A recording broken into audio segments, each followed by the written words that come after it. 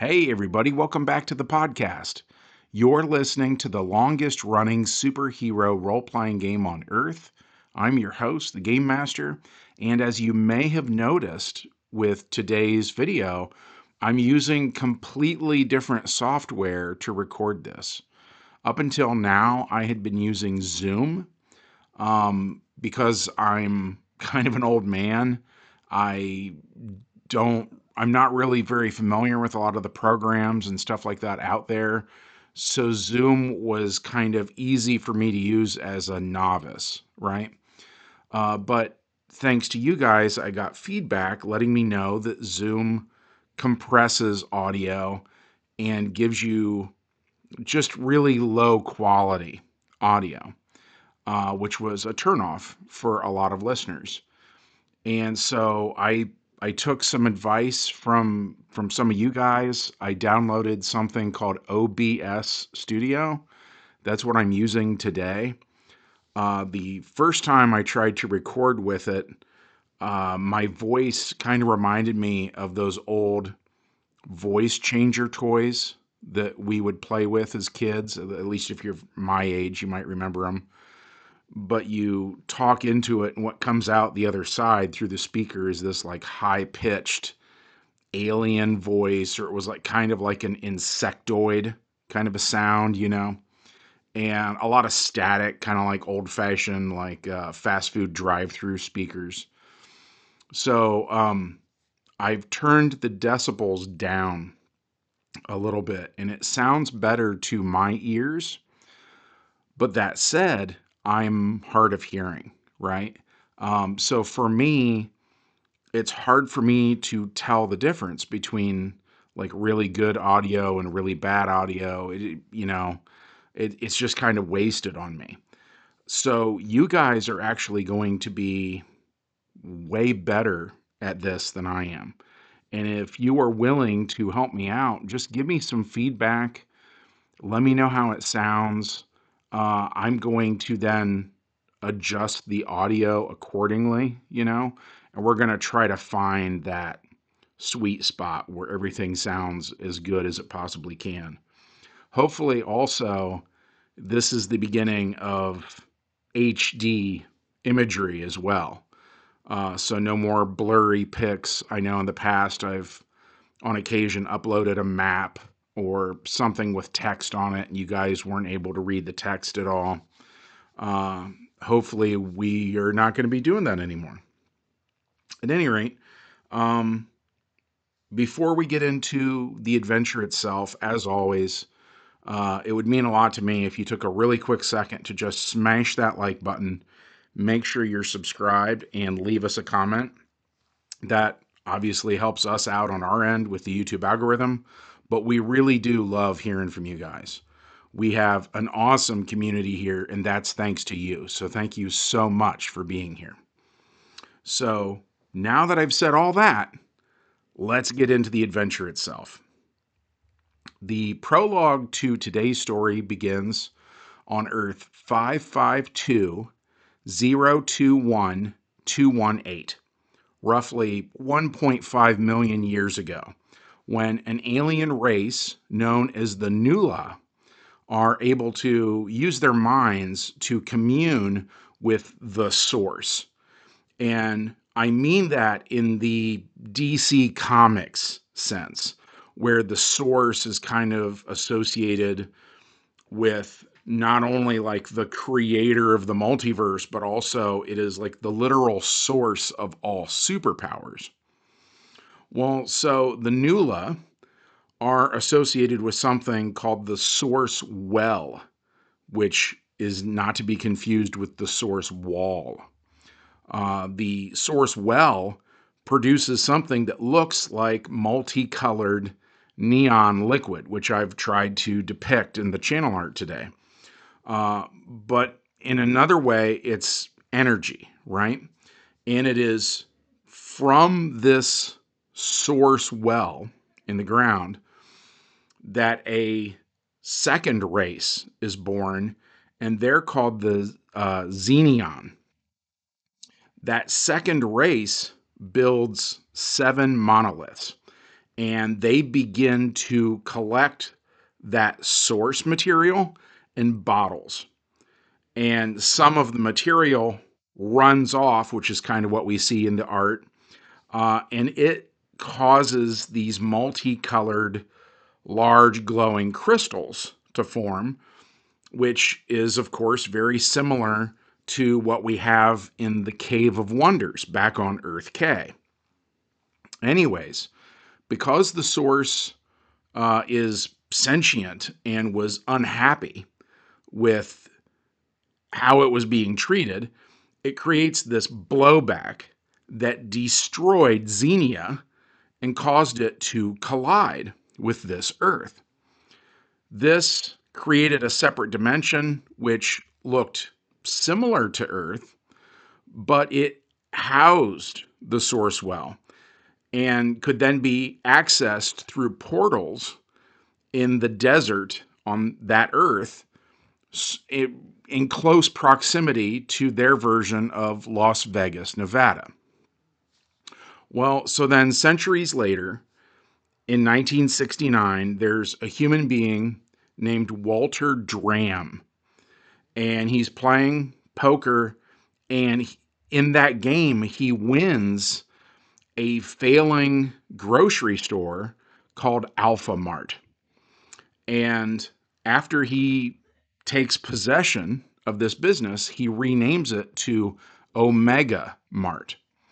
And then in 1970, Walter finds a group of farmers in the desert around Las Vegas, and he starts to use their crops as Omega Mart produce. Soon after that, he marries a woman named Hester, who becomes kind of like the mascot for a new line of produce called Plenty Valley. In 1977, Dram Corp is founded as Omega Mart's parent company. And by the time we get to the year 2000, Cecilia Dram, who is Walter's daughter, who he nicknamed Sprout, begins working at Dram Corp. Walter originally intended for her to take over the company, but they grew more distant over the years. And he eventually appointed Kazuhiro Matsumura as his successor. Well, so in 2021, Walter was pushed into the source well by Cecilia after he alluded to the fact that he planned to exploit the source even more than he already had. So, with Walter gone, Kazuhiro Matsumura became the CEO of OmegaMart, which brings us then to the main plot of this adventure, which takes place on Earth 552-021-218 in the year 2071 on February 18th, when a dimensional portal opens up and two people step out. One is Mr. Perfect, who we've talked about before on the podcast, and the other is one of these many duplicates of Arthur, right? So by now, so many people on Omega Earth have eaten food linked to the source that now everybody here is a mutant. So the ones who have the ability to detect things like dimensional doorways since the arrival of the Imperials and OmegaCorp security is alerted. When security forces arrive, the PCs introduce themselves as explorers. So the security officers call this in until the news of their arrival reaches the current CEO of OmegaCorp, who is now a man named William Matsumura. The Imperials are taken to a comfortable luxury conference room where a hologram of William Matsumura appears before them. Mr. Perfect, as detailed in previous episodes of the podcast, has a unique superpower. He can succeed at any dice roll in an RPG as an automatic action. So, in other words, he doesn't actually have to roll the dice. Instead, he can just state that he succeeded, no matter what he has to roll for.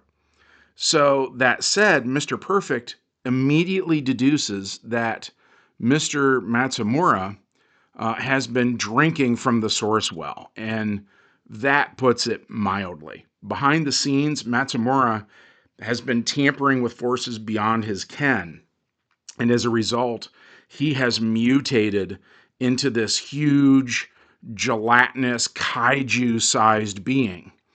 And the hologram that the PCs are being shown is just a representation of what he used to look like, right? Before all of this mutation took place. So Matsumura has become so powerful, he is literally a cosmic being. And if he and the Emperor were to fight, it would honestly be kind of hard to say who would win. So, this is another moment in the game that lets the player characters know that the multiverse is still full of things that can challenge even them. So, Mr. Matsumura asks why they are here, and Arthur answers honestly, saying that they're exploring. Mr. Perfect says something similar, and he kind of wants to like smooth things over here and avoid any potential conflicts. And like I said before, everything he tries to do succeeds. So this plan of his works. So the Imperials are getting along with Matsumura pretty well so far. Mr. Perfect asks what OmegaCorp is all about, and Matsumura explains the history of his world. So Mr. Perfect suggests they begin trade negotiations. And Matsumura loves the idea of being able to take money from a completely new universe, right? So Mr. Perfect gets Matsumura talking, and the more Matsumura explains his world to the visitors, the more Arthur starts to see Matsumura as a cautionary tale. Arthur himself used the source crystals in Earth K's Cave of Wonders to enhance his own powers. So in a way, he sees Matsumura as like a dark reflection of himself, or at least what he could be one day, right? So then that brings us to the epilogue, which was actually the part of the game that lasted the longest. The Imperials go home and split up. And this variant of Arthur goes to the Bear's Lodge, where he tells all of his counterparts from throughout the multiverse what he saw, right?